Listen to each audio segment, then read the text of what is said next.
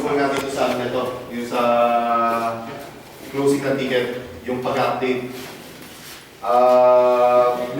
Kung natatandaan niyo kahapon, pinadala ko kayo ng kopya ng email na yun. Galing yung mismo kay Sarian. Galing ngayon sa office ng director ng STC. Okay, pinadala yun kay Ivan. Si Ivan naman, pinadala yun through channels. Okay?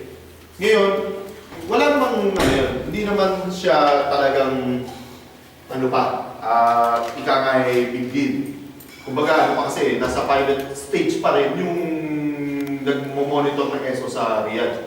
Nasa pilot pa siya kasi bago pa lang siya.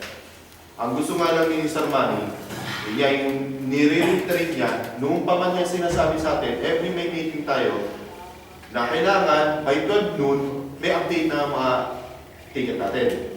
Diba? Kasi nga, nakikita kasi sa